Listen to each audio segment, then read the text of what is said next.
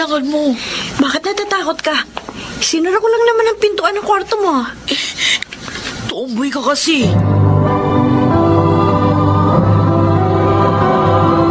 Handog ng DZRH ang tula sa kanyang panahon. May mga nilalang na dahil sa mapait na dinanas ay tinatalikuran ng tunay na katauhan.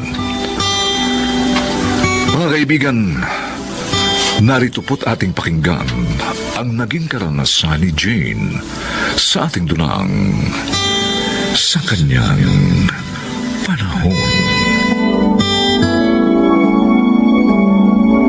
Aling Delia, ang ganda ng bago namin kasama dito ah. Si Miriam yon, Jack. Anak ng kaibigan ko si Nando. Stay in din siya rito. Oh, Weekend lang umuwi. Nangangailangan ng trabaho. Kaya tinanggap ko rito sa grocery ko. ganda. Gusto nada mo, no, Jack? Na-love at first sight ako eh. Talaga.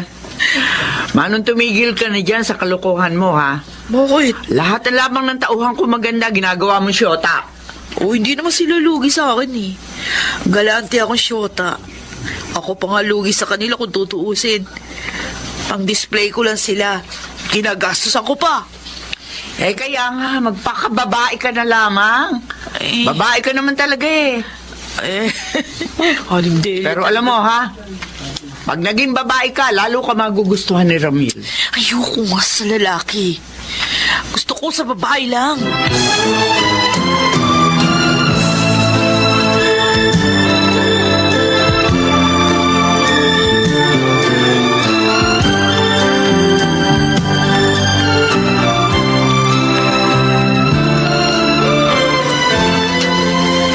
Nando, kumusta ka na? Eto, magaling na, Delia. Salamat nga pala sa pagtanggap mo sa anak ko sa grocery mo. Malaking tulong sa amin ang kita niya dun eh. Ayos lang yun. Kailangan ko naman talaga ng tauhan eh. Natutuwa nga ako dito sa anak mo. Sipag, tsaka listo. Salamat po. Gusto lang kita paalalahanan, Miriam. Ay, tungkol po saan, Aling Delia? Abe, kursunada ka na assistant kong si Jack. Inamin niya sa akin yun. May lalaking nagkakagusto sa anak ko. Tombo yun, Nando. Totomboy. Oo, at napapansin ko. Malapit sila nitong si Miriam mo. Ay, mabait naman po kasi siya. At maayos pong kausap. Kaya nakikipagkaibigan din po ako. Ay, kapag nakipagkaibigan sa iyo ang tomboy, malamang maging kayo. Sinabi ko yan dahil ganyan ang ginawa niya sa mga dati kong tauhan. Kaya mag-ingat ka, ha? Oo nga naman, anak. Baka kung anong gawin sa'yo ng Jack na yon, mag-iingat ka. Salamat po sa paalala, Itay, Aling Delia. Huwag ko kayong mag-alala. Kaya ko ang sarili ko.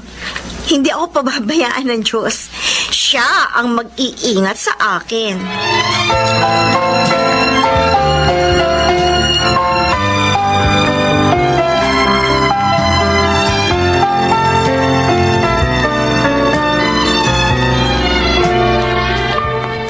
Magandang gabi, Jane. Ano naman maganda sa gabi? Istorbo mo ako. Jane naman. Di ba sabi ko sa'yo, di tayo talo. Ang kulit mo rin, ano? Jane, mahal kita eh. Kaya ako nagtsatsaga at naniniwala ako na mamahalin mo rin ako balang araw. Di mo nangyayari yun. Babaeng gusto ko. Narinig mo? Kaya iba na lang yung ligawan mo.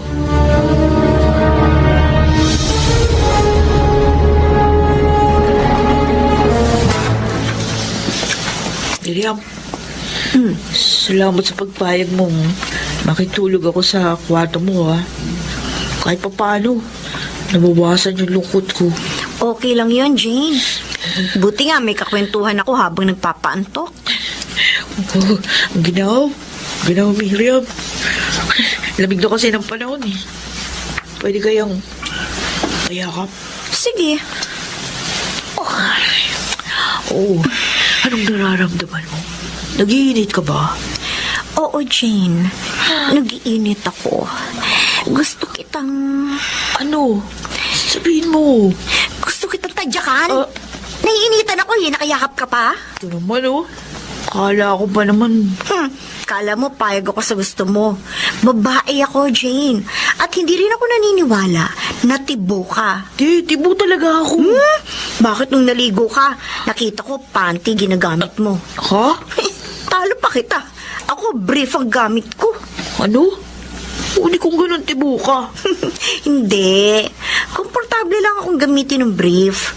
At nakita ko rin, ang ganda ng shape ng dibdib mo, ha? Kulay pink pa ang... cute. Talo pa ako. Ako, black. Iyoko lang tumabi sa'yo. Tomboy ka talaga. Ha? Tomboy!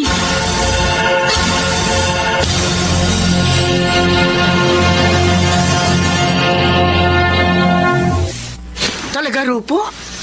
Pumasok si Jane sa kwarto ni Miriam? Oo, Aling Delia. At hindi pa lumalabas hanggang ngayon? Hindi pa nga ho eh. Oh. Kaya abangers ako eh.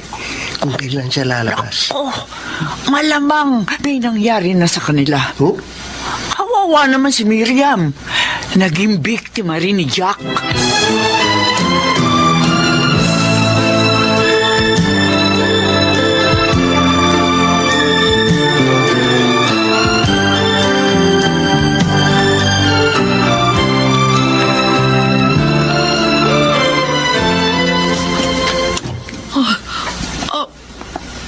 Ikaw? Anong kailangan mo? Bakit may natatakot ka? Isinara ko lang naman yung pintuan ng kwarto mo. Tomboy ka kasi. Di ba ikaw ang tibo? Nabaliktad na yata ngayon, ha? Miriam, di ako talagang tomboy. Ano? Eh, bakit nagpapanggap kang ganun? Para hindi maligawan. Para magmukhang matigas at hindi mabastos. Umiiyak ka? May bumastos ba sa'yo dati? Meron. Sino? Kuya ko. Nung mamatay yung mga magulang namin, tumira ako sa kanya. Pero may bisyo siya. Lasenggo. Minsan umuwi siya laseng. Nung gabing yun, ginahasa niya ako. Diyos ko. Ano nangyari pagkatapos? Umingi siya ng tawad sa akin nung may masmasan. Pero hindi ko kaya siyang patawarin. Kaya lumayas ako sa kanila. At mula din nun, sinabi ko na sa sarili ko, ayoko nang maging babae. Oh, nasaan ang kuya mo ngayon? Nabalitaan ko na lang, patay na siya. Napatay nung kainuman niya. O ngayon, alam mo na sikreto ko kung bakit ako ganito. Jane, palayain mo na ang sarili mo sa mapait mo na karaan. Dahil tapos na yun. At patay na rin ang kuya mo. Alam mo, hindi ka magiging maligaya kung magtatago ka sa hindi mo naman katauhan. Miriam, natatakot ako. Baka hindi ko na makayang maging tunay na ako. Baka mabastos na naman ako at masaktan. Buksan mo ang puso mo sa Diyos. Sa Kanya mo idaing lahat. Sabihin mo ang lahat ng takot mo. At ipakiusap mo na tulungan Kanyang maiayos ang buhay mo. At alam mo, naniniwala ako, sasagutin Kanya.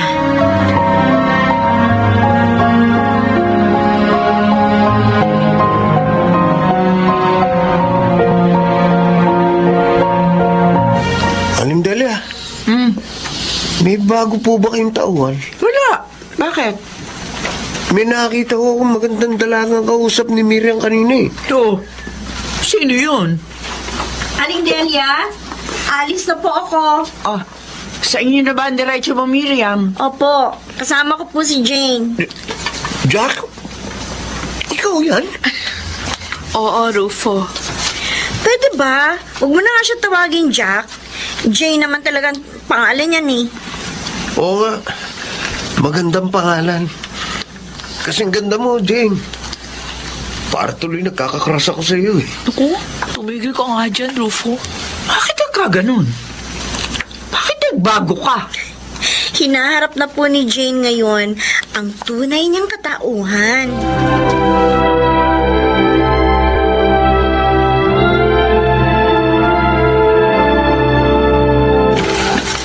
Ikaw pala si Jane, ang kaibigan ng aking anak. Opo, Mang Nando. Natutuwa po akong makilala kayo. Ako rin. Jane, talaga nga pala maganda ka. Kita mo, Jane? Pati si Itay, napansin yon. Salamat po, Mang Nando. Alam nyo, malaki po ang utang na loob ko kay Miriam kasi po siya yung tumulong sa akin na muling harapin ng matatag ang buhay at balikan ang tunay kong katauhan.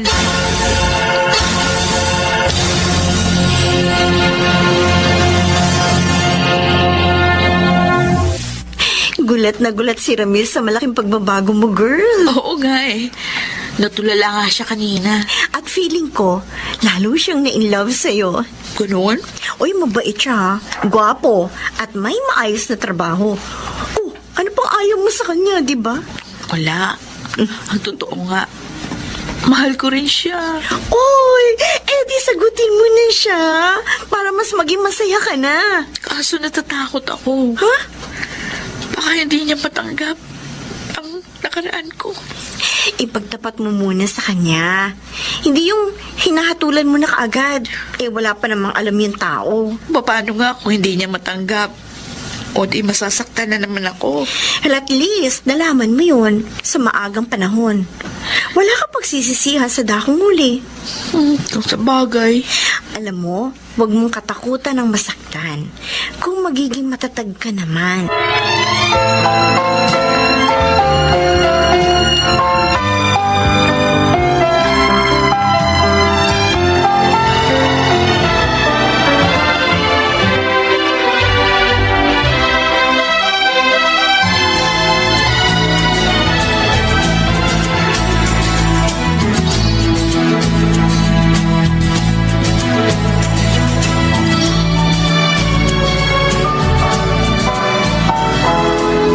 Binabati ko kayo, Jane, Ramil. Thanks, Miriam. Salamat, Miriam.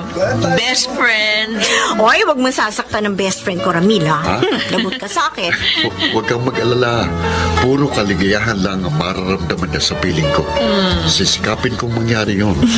At ikaw naman, Jane, dapat mas maging matatag ka pa ngayon. Lalo na, pag nanay ka na. Opo, Mami. Miriam, salamat sa iyo, ha. Salamat at niloob ng Diyos na makilala kita.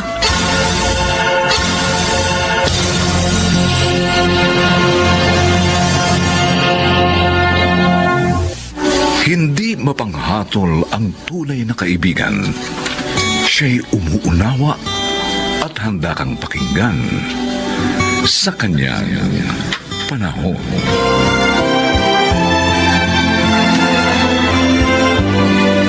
Mga nagsiganap: Rosana Villegas, Chiquit del Carmen Amor, Susan Robles, Leonel Benjamin, Phil Cruz at Bobby Cruz.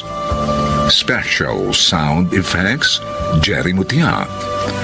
Technical supervision, Eric Lucero at Bong Muyar. Musical scoring, Buboy Salonga.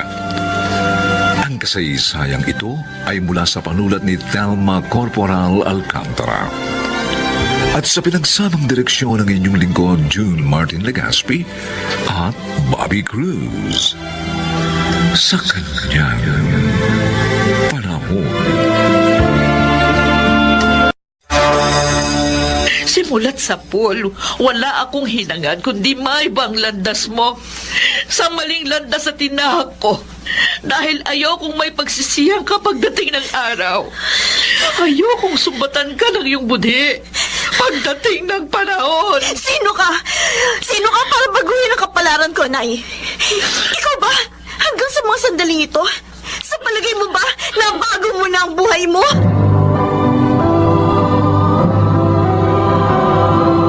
Handog ng DZRH ang tula sa kanyang panahon. Sumasalamin sa ating mga pagkatao ang mga resulta ng mga aksyong pinili nating bigyang kagahanapan sa nakaraan man o sa kasalukuyan. Mga kaibigan, pakinggan natin ang naging karanasan ni Juliet sa ating dunang sa kanyang panahon.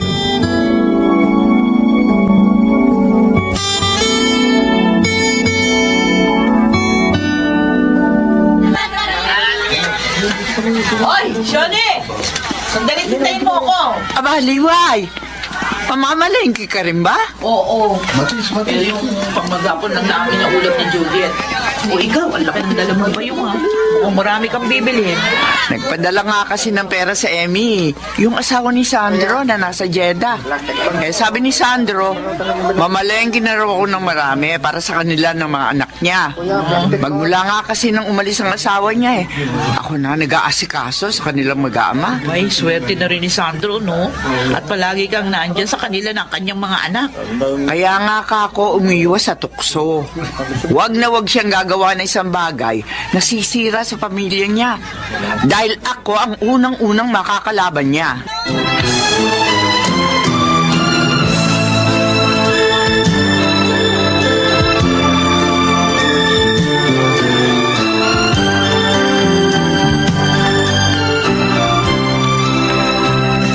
Andro, wala ka bang napapansin kay Juliet?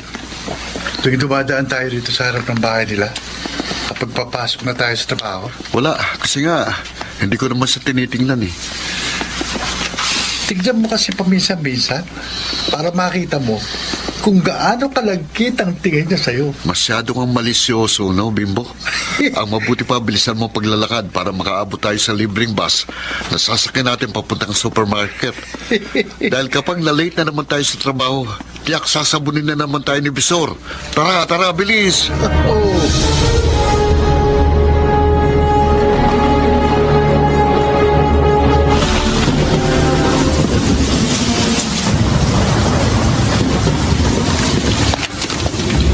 Marseng, sara mo na rin ang bintana sa kwarto ng mga bata. Pumapasok nga kasi ang anggiron. Kapag ganito malakas ang ulan, lalo na may kasama pang malakas na hangin. Hoy! Oo, naisara ko na lahat ng bintana, Johnny. Hoy, si Sandro ang inaalala ko eh. Pag ganyan malakas ang ulan, mabilis din ang pagbaha sa labas.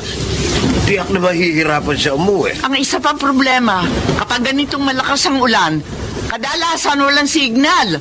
Hindi makakonekta ang tawag. Hindi rin maipadala ang mga text. Oo nga. Kaya tsak, mahihirapan tayo makontak si Sandro.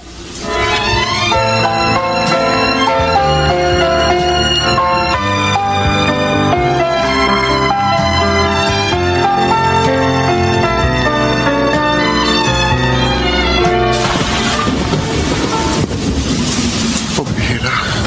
Kung kailan malapit na ako sa kanya namin, saka pa lalong bumuhos ang ulan. Ang tatalim pa ng kidlat. Nakakatakot maglakad. Di ba?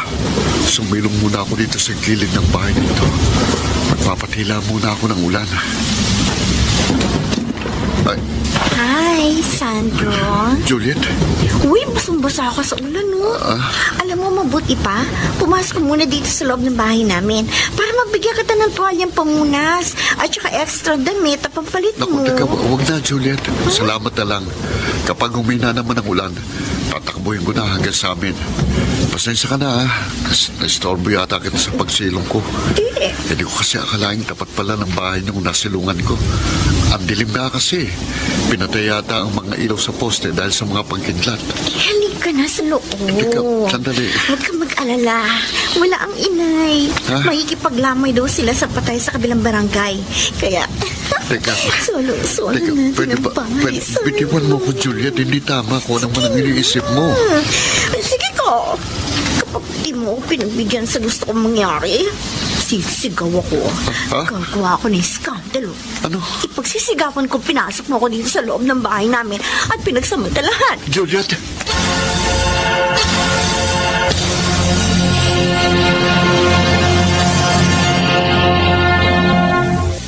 Ano ka ba, Sandro? Doon na tayo dumaan sa kalye ni na Juliet. Doon ang shortcut palabas ng kalsada eh. Ikaw kung gusto mo, doon ka dumaan. Basta't ako, iikot pa sa dulong kalye. Alam mo, naninibago talaga ako sa iyo eh, ngayong araw na to. Bakit ba parang allergic ang dumaan sa kalye ni na Juliet? Para malaman mo, Bimbo, yung pag-uwi mo ng maaga kagabi at hindi mo pag-overtime, may malaking kinalaman yun kung bakit ayoko nang dumaan sa kalye na yon kahit kailan.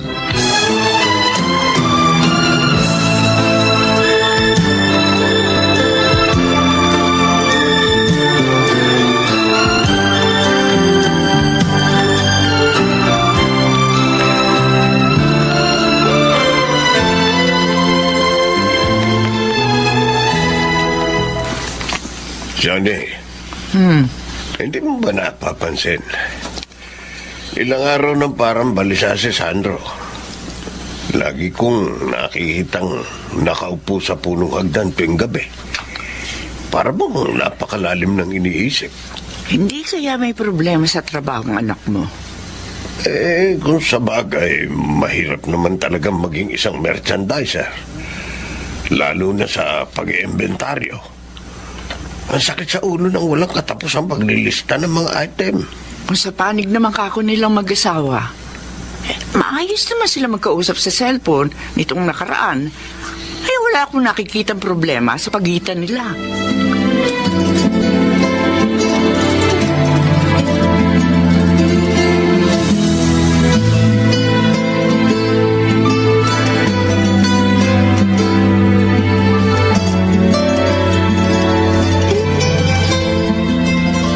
Kung tinatanong mo ako, Juliet, kung iniiwasan ba kitang talaga, oo. O ngayon narinig mo na ang totoo, pwede ba tigilan mo na ang panggulo sa buhay ko? At yung nangyari sa atin noong isang gabing malakas ang ulan. Ano? Ganoon na lang ba yon, Sandro? Oo, hanggang doon lang yun. Dahil hanggang ngayon, nagsisisi ko kung bakit nagpatukso ko sa'yo. Akala mo ba? Basta mo na lang ako mababaliwala? Sige, kapag tuluyan mo ako iniwasan, guguluhin ko ang mga magulang mo, ang mga anak mo, at pati na rin yung asawa mo nasa abroad. Lahat ng paraan gagawin ko para masira ang buhay mo. Juliet, hindi ako natatakot sa mga pagbabanta mo. Dahil kahit ano pang gawin mo, hindi ko ipagpapalit ang pamilya ko sa isang katulad mo. Hindi mo ako kilala, Sandro. Kaya wag mo subukin ang kakayahan kong sirain ang buhay mo. Ganon. Bahala ka. Gawin mo kung anong gusto mong gawin. Teka! Diyan ka na. Sandro! Teka, magbalik ka dito! Huwag mo ka basta talikuran! Hindi pa tayo tapos mag-usap! Sandro!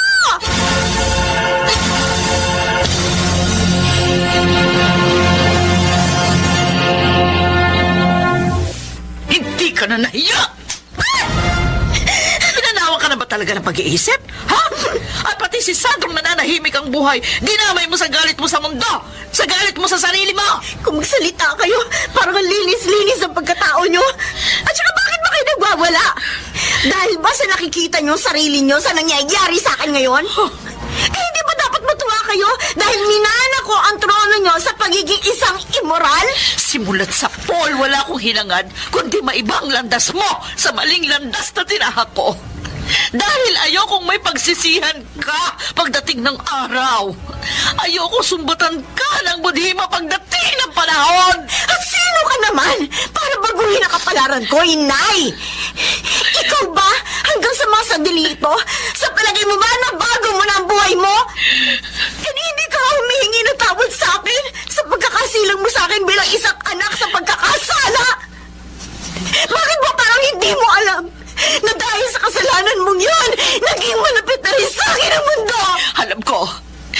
kahit kailan hindi mo paniniwalaan ang mga pagsisisi ko. Sana sa pagkakataong ito, makinig ka sa akin, anak. Mahal na mahal kita. Nasasaktan akong makita kang nagdurusa. Dahil ang kasawian mo, kasawian ko rin.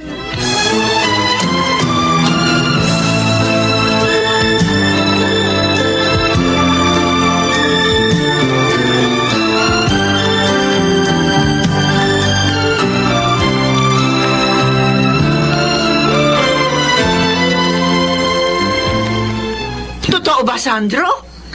Naibigay na sa'yo ang susi ng bahay na hinuhulugan yung mag-asawa sa Bulacan? Opo, Nay. Kaya kahit anong oras, pwede na po tayong lumipat doon ni Naitay at ang mga bata. Low-cost housing lang po yung pero napakaaliwalas po ng paligid dahil sa mga puno. Pati ba kami ng inay mo isasama sa paglipat ni Ron? Sa palagay niyo ba, ipapayag ang mga bata na hindi kayo kasama? Sa wakas, nagtapos din ang mahabang panahon ng ating pangungupahan dito sa Estero.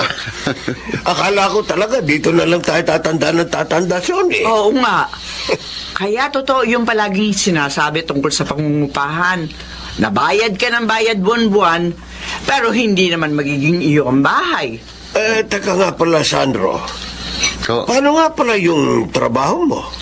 Mapapalayo ka. abang hinihintay ko po ang turnover ng bahay, nakapagpalipat na po ako ng branch supermarket namin na malapit sa subdivision. Pati po ang pagpapatransfer sa pag-aaral ng mga bata. Nauna ko na rin pong inasikaso. Kaya sa pag-uwi po ni Emmy para magbakasyon, doon na rin po sa bagong bahay siya tutuloy.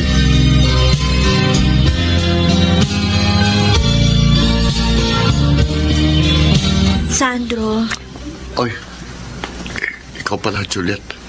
akala ko hindi ka na talaga dadaan dito sa kalye namin. Kasi Inaabangan talaga kita eh. yung kasing isinara pala yung daan doon sa dulong kali na tumutumbok sa labasan. Kaya talagang wala na akong ibang dadaanan kundi rito. Alam mo, hindi ko alam kung paano ba ako humingi ng sorry sa'yo. Hindi kasi ako sanay na humingi ng tawad eh. Siguro dahil sa nakasanayan kong matitigas na paninindigan ko. Pero sa pagkakataong ito, gusto ko humingi ng tawad sa ginawa kong panggugulo ko sa buhay mo. Ako man, Juliet, kung nasaktan ko man ang damdamin mo sa nangyari, patawarin mo rin ako. Sana lang, dahil sa mga nangyari, huwag mo akong husgahan at kasuklaman. Gusto ko ring mabago ang buhay ko. Gusto ko nang talikuran ng mga mali kong pananaw. Gusto kong mahalin din ako ng mundo at malaya sa sumbat ng kapwa ko. Lagi namang may puwang para sa pagbabago, Juliet. Lalo na tayo naman talagang nagtatakda ng sarili nating tadhana. Pero tanging ang Diyos pa rin ang makapangyarihan sa mga galaw natin sa mundong ito. Kaya nga mas mainam pa rin gampanan natin ng kapakipakinabang ang ating mga buhay. Palagi tayong magsimula sa mabubuting bagay.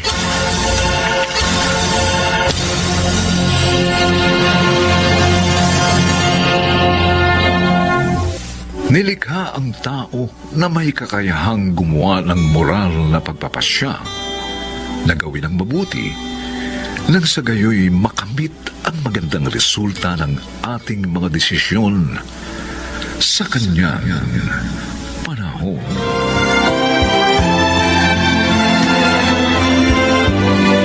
Mga nagsiganap: Chiquit del Carmen Amor, Rosana Villegas, Susan Robles, Lionel Benjamin, Phil Cruz, at Bobby Cruz.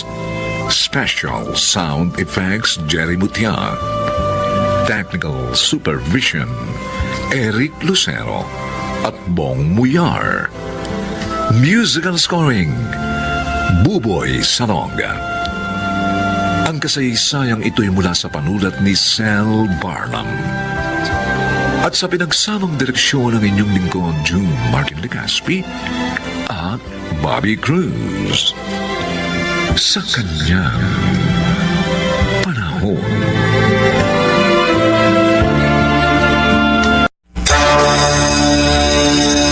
Sabi nila, ang daigdig ay para sa lahat ng tao. Pero bakit ganun? Bakit ako puro hirap na lang ang dinanas ko mula pagkabata? At kayo ang mga anak namin, naghihirap din. May kalalagyan nga kaya tayo dito sa daigdig. Meron kaya?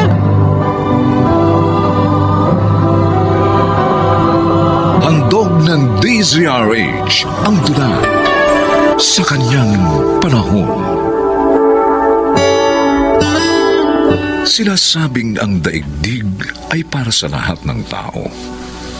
Ngunit papaano ang mga dukha at walang naabot na edukasyon? Saan kaya ang kanilang bahagi? Mga kaibigan, narito po ating pakinggan ang naging karanasan ni Choleng sa ating dulang sa kanyang panahon. Choleng, ba't mo akong pinasundo kay Dina sa junk shop? Nagkaalala kasi ako kina Bunso at Junior. Hanggang ngayon nilalagnat pa rin sila eh. Ganun ba? Hindi pa naman ako gaanong kumita sa pangangalakal ngayon. Berto, napansin ko rin. Marami silang pandal sa balat. Ano? Bakit ganun? Hindi ko alam. Kaya gusto ko sana dalhin natin sila sa ospital para malaman natin ang talagang sakit ng mga anak natin. O sige. Bihisan mo sila. Dadalhin natin sila sa ospital. Bahala na.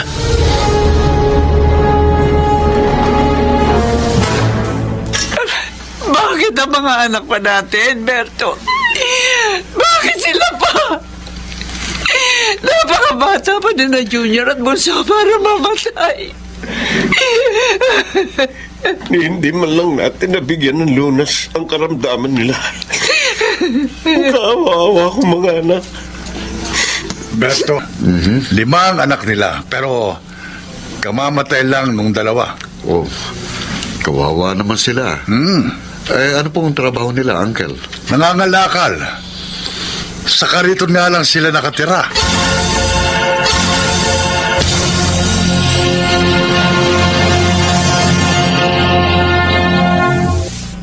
Pareho po kami ng asawa ko na maaga na iwan ng mga magulang. Elementarya lang din po natapos namin. Kaya po naging napakahirap ng buhay para sa amin. Lalo na nang magkaroon po kami ng mga anak. Hindi na po namin kaya umupa ng bahay. Kaya nga ho, sa karito na lang po kami natutulog. Buti ho, kumakasya kayo doon. Salitan ho ang tulog namin. Salitan? Opo, pinauuna namin yung mga bata. Tapos, salitan din kami natutulog ni Berto para kung may bantay pa rin ang aming mga anak. Hindi pa kayo natatakot na sa ganito lang kayo nakatira? Natatakot syempre po. Lalo na nga para sa kaligtasan ng mga anak namin. Kaya lang wala ko kami magawa. At ang takot na yun, karagdagan pa na matinding lungkot.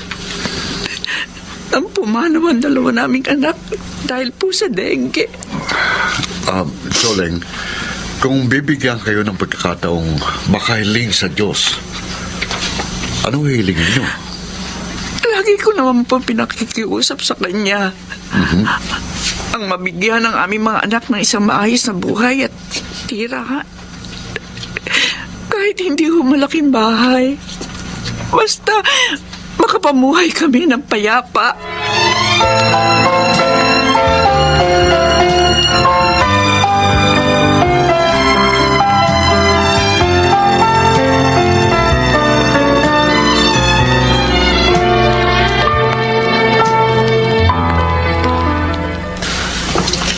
Ate, tapos ka na ba gumawa ng assignment mo? Oo, Rika. Bakit malungkot ka? Kasi, tapos nang interviewin si na inay. Naisip ko lang, sana man lang may tumulong sa atin para hindi na tayo sa kariton tumira. Pwede ba yun? Oo, may napanood na akong ganun. Tinulungan nila yung na-interview na. Dapat nga dumami pa yung mga ganong palabas para marami yung matulungan. Kaso, tapos na yung interview. Pero wala pa yung tulong. Sana dumating din yun, no, ate? At sana matulungan nila tayong makapag-aral ng maayos para mahango natin sa hirap sina inay balang araw.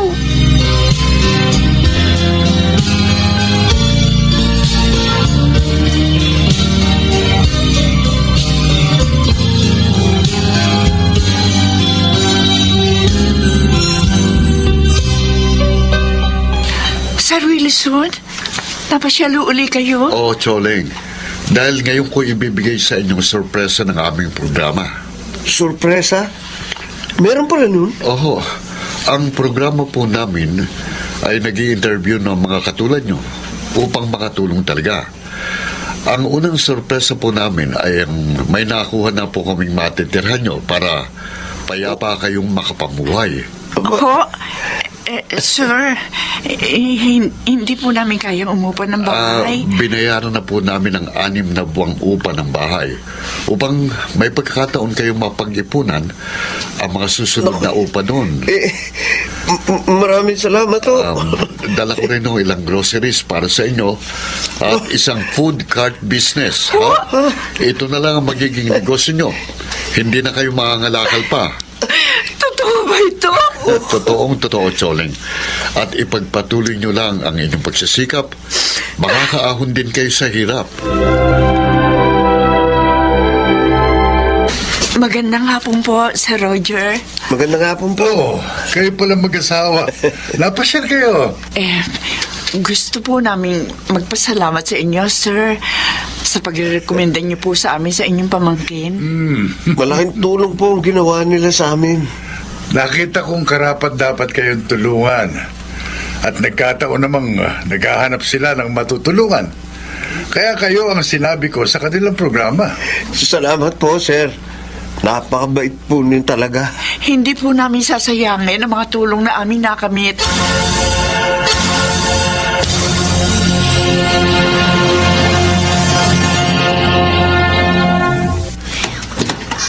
Wow!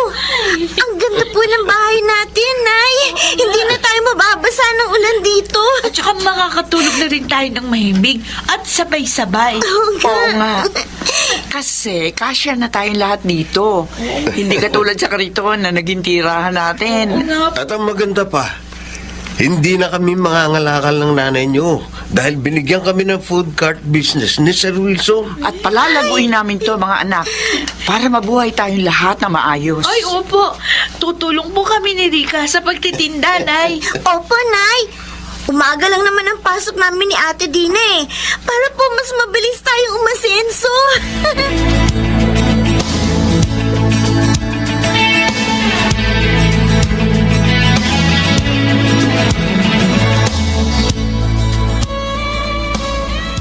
Talaga, Berto? Magbubukas na ang pangalawa nating snack house. Oo, sabi Choling. May nakuha na akong mga tatao doon na makakasama ko. Nakakatuwa naman. May branch na ang business natin pagkalipas ang 8 taon. Oo nga. Ang negosyong nagsimula lang sa food cart. At dahil doon, nakatapos na ang 2 nating anak, sina Dina at Rika. Oo nga, Choling. Isa ng teacher si Dina at si Rika, caregiver na. Wala na ako maiiling pa sa Diyos. Napakabuti niya, Berto. Pinatunayan niya sa atin na kahit tayo sa lahat sa edukasyon at dating nasa lansangan, ay may magandang bahagi pa rin tayo dito sa daigdig.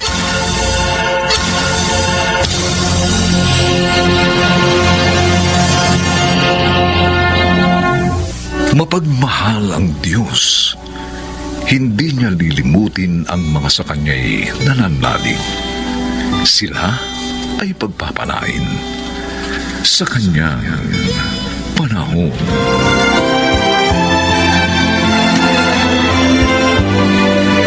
Mga nagsiganap: Susan Robles, Lionel Benjamin, Rosana Villegas, Chiquit del Carmen Amor, Bobby Cruz, at Phil Cruz. Special sound effects, Jerry Mutia. Technical supervision, Eric Lucero at Bong Buyar. Ang kasaysayang ito ay mula sa panulat ni Telma Corporal Alcantara. At sa pinagsamang direksyon ng inyong lingkod, June Martin Legaspi at Bobby Cruz. Sa kanyang panahon.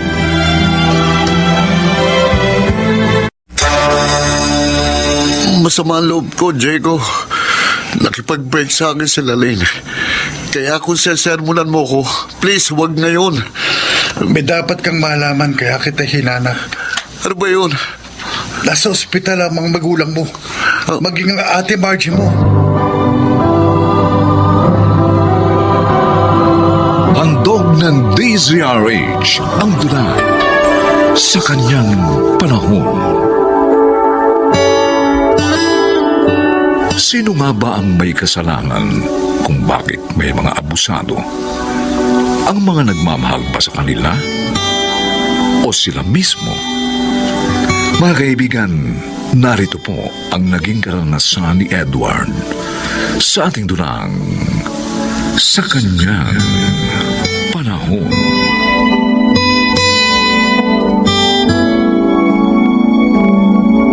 Sige na po, Nay, Tay. Pakiusap, bigyan niyo na ako ng pera. Ano nga ang gagawin mo sa pera? May kailangan ho akong bayarang utang. Matagal na kasi yun kaya galit na yung inutangan ko. Iyan ang sinasabi namin sa iyo, Edward Nagtatrabaho ka nga pero hindi ka naman nag-iipon. Inuubos mo lang sa bisyo mo ang kita mo. Baging sa pagbili ng mga walang kwentang bagay. Aba anak, manghinayang ka naman. Hindi madaling kitain ng pera. Pangako po, hindi na mauulit ito. Mag-iipon na ho ako. Huwag ka sana magalit Kung lagi mo ito naririnig sa amin, pero itinuturo din ng Diyos ang maging masinop tayo sa kanyang mga biyaya. Kaya kung talaga magbabago ka, sa kanya ka mangako. Pambira naman pangako po, magbabago na ako. Pangako yan sa Diyos. Sige na po, bigyan niyo na ako ng pera. Baka mabugbog na ako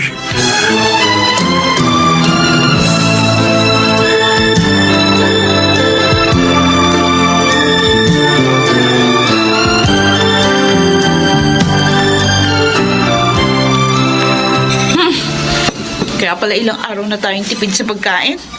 Binigay niyo pala kay Edward yung 3K na inilaan ko para sa pagkain natin for 1 week.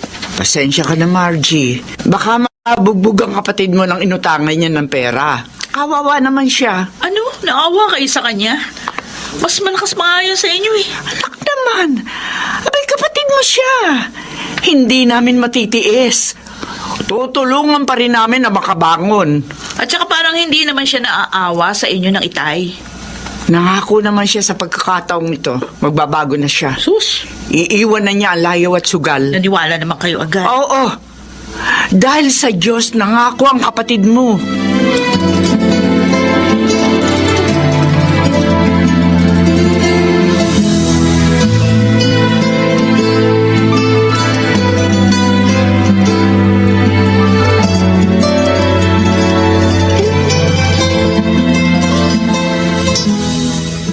Sino naman ang nagbalita niyan sa'yo, Lalaine? Hindi na kailangan malaman mo.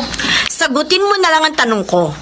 Totoo ba na nabigyan ka ng written warning ng office natin dahil nahuli kayo nagsusugal kahit tapos ng break time? Hindi naman sadya yun Nalibang kasi kami, kaya... Oo, kaya tapos yung break time, hindi pa kayo nagtatrabaho. Diyos ko, Edward naman. Pati ba naman sa office, dinadala mo yung bisyo mo? Bigyan mo naman na kahihiyan ng tiyo ko. Siya pa naman ang nagrekomenda sa atin doon. Sorry, hindi na mauulit. Nagsusugal ka na nga dito sa lugar natin, pati ba naman sa office?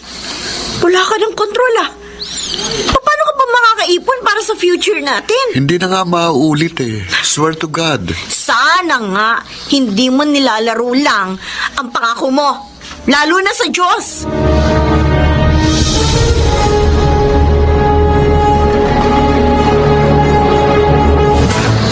Hindi ka pumasok sa opisina? Oo, Diego. Masama ba pakiramdam mo? Hindi May lakad kami ng barkada ko.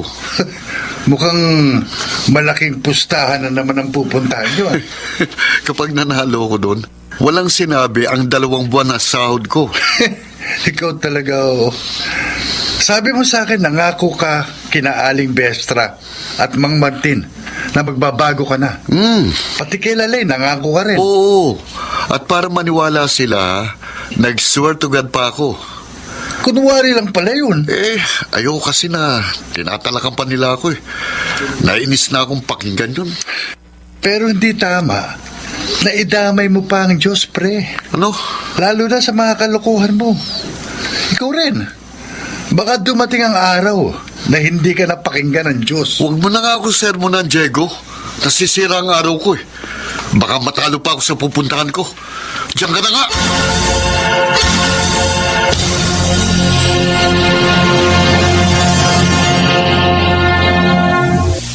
Nay, ito na ho yung pagkain nyo ng Itay. Dinala ko na dito sa kwarto nyo. Kasi nanghihina kayo, di ba? Oo nga, anak eh. Kaya lang, paano namin makakain yan? Wala kaming gana. Parang wala kaming panlasa. May lagnat pa rin kami. Inuubo na rin kayo, Tay. Parang pareho na nga kami. Kasi kanina, ubo rin ako ng ubo. Yung kapatid mo, dumating na ba? Wala pa nga ho. Tinawagan ko na nga eh. Hindi naman sumasagot. Sana naman kaya nagpunta ang batang yun. 2 araw na siyang hindi umuwi. Huwag nyo na isipin yun. Ang mabuti pa, daling ko kayo sa ospital para mapacheck up at malaman natin kung bakit ilang araw na kayong ganyan.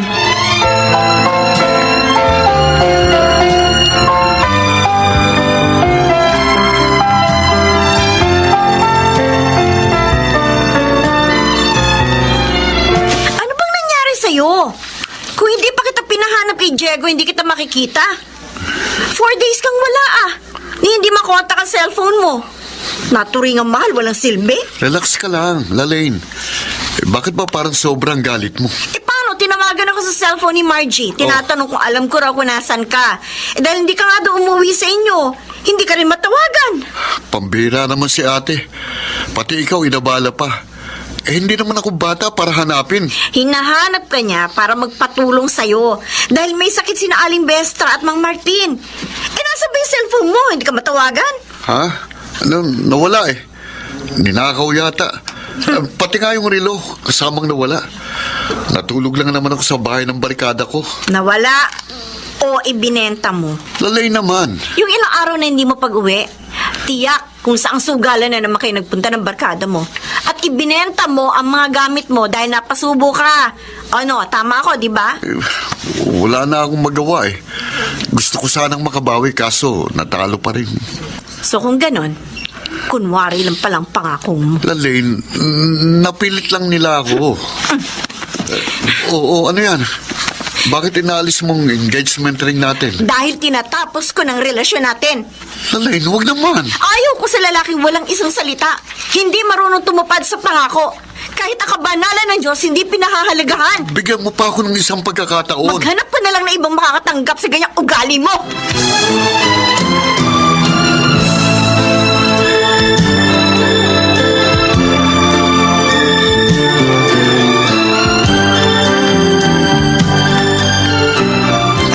Bihira talaga. Sobra ka, Lalaine. Hindi mo na akong binigyan ng pagkakataon. Hindi naman kita niloko Hindi kita ipinagpalit sa ibang babae. Edward! Bihira. Edward! Buti nakita kita. Diego, masama loob ko Nakipag-break sa akin si Lalaine. Kaya kung sesermonan mo ko, please, huwag ngayon. May dapat kang malaman kaya kita hinahanap. Ano ba yun? Nasa ospital ang mga magulang mo. Ha? Maging ang ate Margie mo. Bakit? Ang sabi ni Margie, nang i-text niya ako, may COVID daw sila. Oh, Diyos ko. Kumusta na sila? Anong kalagayan nila? Hindi ko alam. Kung gusto mo, puntahan natin. Sasamahan kita.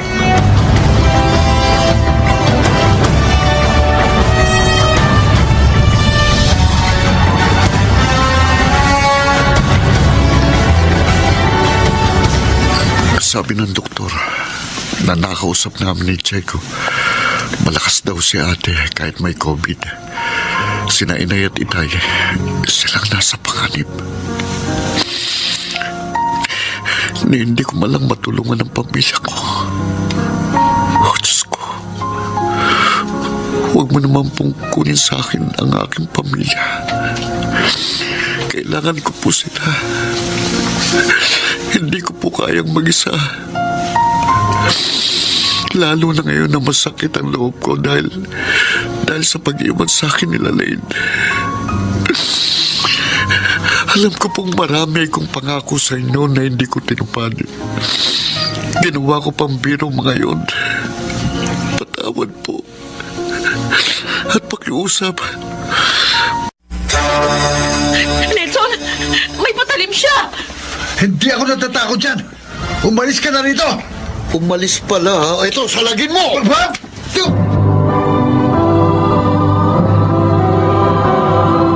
Handog ng DZRH ang tula sa kanyang panahon. May mga taong sa kagustuhang mailigtas ang sarili ay ginagamit ang kanyang kapwa. Walang alintana kung makasakit man siya. Mga kaibigan, pakinggan po natin ang naging karanasan ni Vanji sa ating dulang sa kanyang panahon.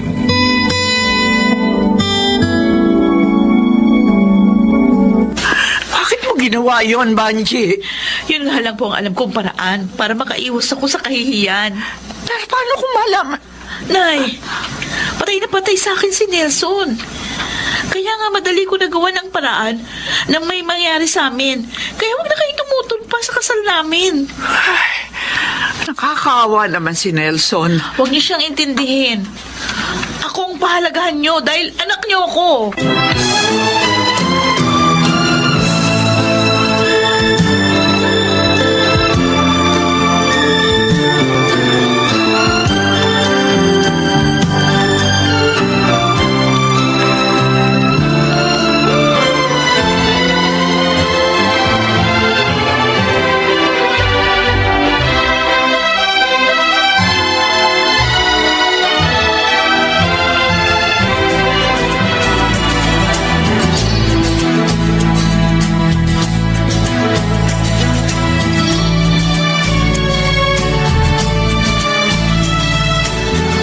Nelson?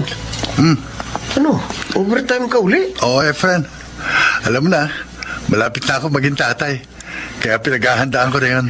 Malapit na nga pala mga anak si Banji. Oo. Ang laki na nga ng tiyan niya eh. Kasi, 4 na buwan yung dinadala niya.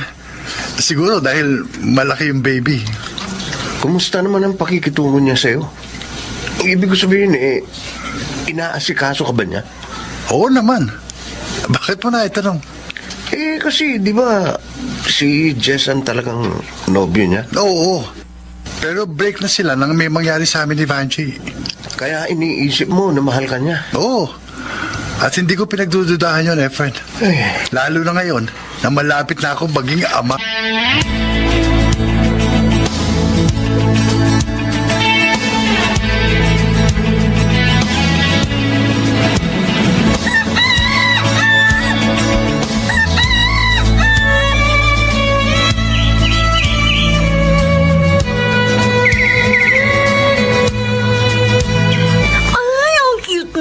Baby mo, Vanji. Ang gwapo, oh.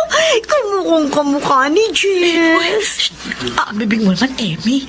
Baka may makarinig sa'yo. Sus, tayo dalawa lang naman ang narito. Wala si Nelson. Iba na rin yung nag-iingat. Buti hindi nahalata ni Nelson na hindi niya anak yung batang isinilang mo. 7 buwan pa lang kayong kasal ng anak ka na. Nagawan ko na ng paraan yun. Doon ako nanganak to sa kakilala kong kumadrona. Kaya hindi ako sumabit. Galing mo talaga. Ayoko mabilan sa kahihiyan. Kaya ginawa ko ang lahat ng yun. Kaya alam, minsan, nahihirapan ako. Bakit? Nagkukonsensya ka? Di yun. Ano? Nahihirapan akong asikasuhin si Nelson. Kasi di ko naman siya talagang mahal. Ay, ibig mo sabihin, mahal mo pa rin si Jess kahit iniwan ka?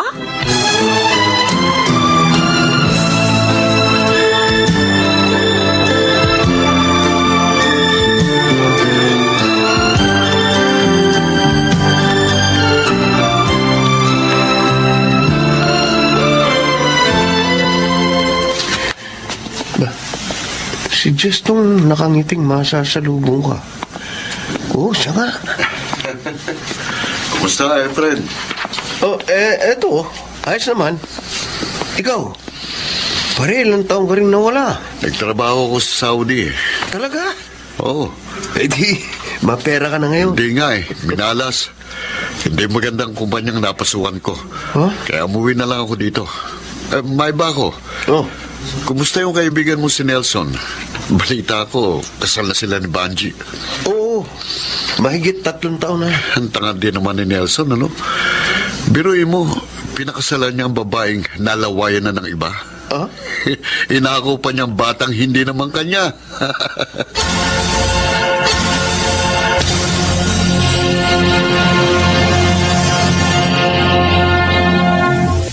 Yun ang sabi niya sa akin nung makita ko siya kahapon. Ang bulang hiya. Nelson, alam mo ba na hindi mo tunay na anak yung bata? Pinagtapat ba yun sa'yo ni Banji?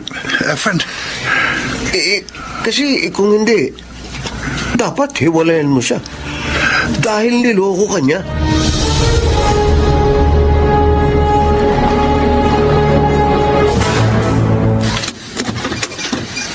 Ikaw? Kumusta, Banji? Kapal naman ang mukha mo. Kukumustahin mo pa ako.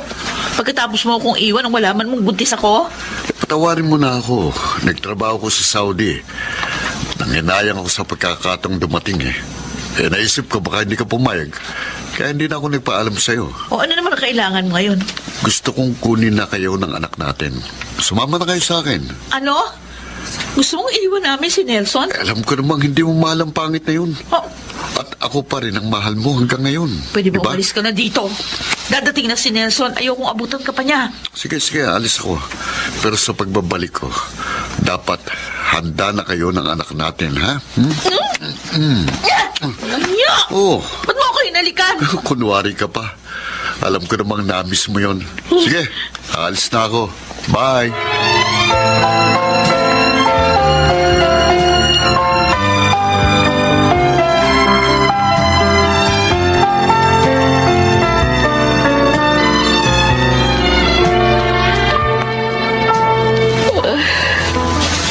Nelson, pati ka pa natutulog. hindi pa kasi ako dalawin ng anak. Si Junior nga pala, tulog na tulog doon sa higa niya. Batang yun talaga. Hindi talaga natutulog agad yun kung hindi ka yung magpapatulog. No, bakit mo ako tinititigan ng ganyan? Gusto ko lang pagsawain ang mga mata ko Ha? sa pagtitig sa mukha mo kasi. Baka hindi na kita makita. Ano ba? Ba't ka ba nagsasalita ng ganyan?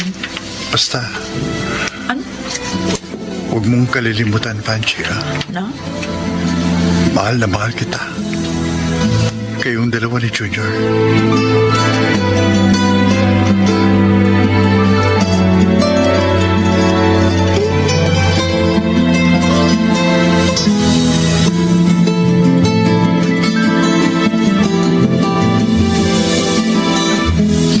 Ikaw na naman. Ano ba talaga kailangan mo? Di ba sabi ko sa'yo, babalik ako para kunin ko kayo ng anak natin? Hindi. Umalis ka na. Hindi kami sasama sa'yo. Hindi ako naniniwala.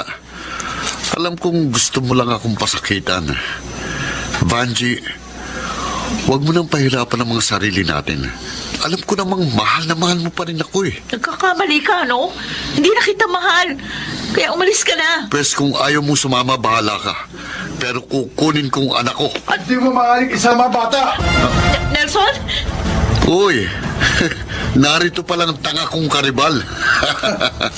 Umalis ka na sa pamamahay ko ngayon din. Aalis lang ako kapag nakuha ko ng aking anak.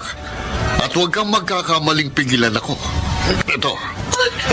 Dahil hindi ka sasantuhin ito. Nelson! May patalim siya! Hindi ako natatakot dyan. Umalis ka na rito! Umalis pala ako ito sa lagin mo! Walang iya ka, Jess! Ba't sinaksak mo ang asawa ko? Ay! Tulong! Tulungan niyo kami! Ang asawa ko sinaksak!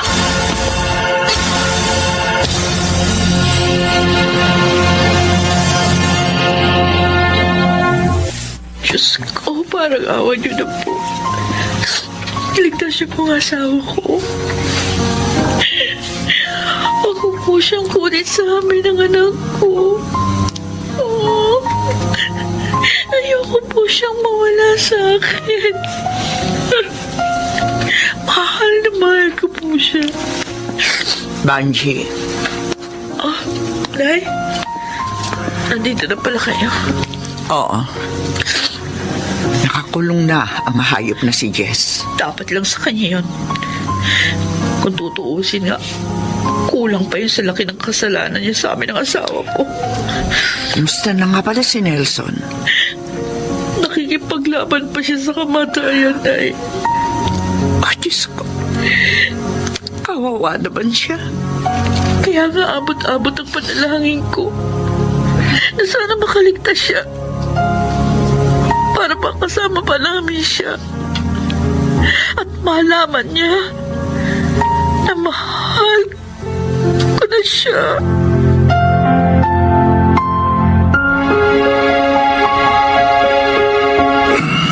Panchi, Nelson, salamat. Salamat nagkamalay ka ng asawa ko. Salamat hindi mo kami iniiwan. Patawad ha. Dahil sa akin nanganib ang buhay mo. Kung hindi ko pinangako sa'yo, ang anak namin ni Jess, hindi mangyayari ito. Patawarin mo ako. huwag ka na umiyak.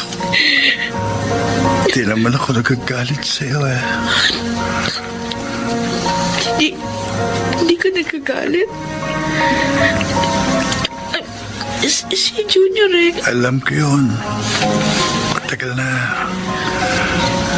Nagtapat sa akin ang kumadro ng nagpanak sa'yo. Hindi mo man lang ako sinumbatan? Napakabuti mo talaga, Nelson. Dahil mahal kita, Fanchi. Oh, At kahit hindi mo ako mahal, matatanggap ko. Huwag niyo lang akong iiwan ni Junior.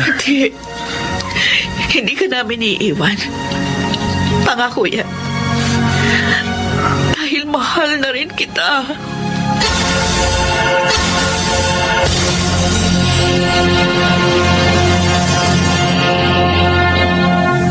Laging may puwang ang kaligayahan sa taong itinutuwid ang kamalian sa kanyang panahon.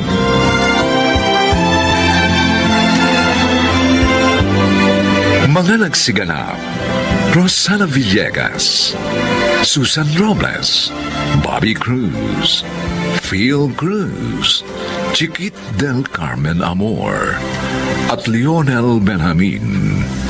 Special Sound Effects, Jerry Mutia. Technical Supervision, Eric Lucero at Bong Muyar. Musical Scoring, Buboy Salonga. Ang kasaysayang ito'y mula sa panulat ni Telma Corporal Alcantara. At sa pinagsamang direksyon ng inyong lingkod, June Martin Legaspi at Bobby Cruz. Sa kanyang panahon.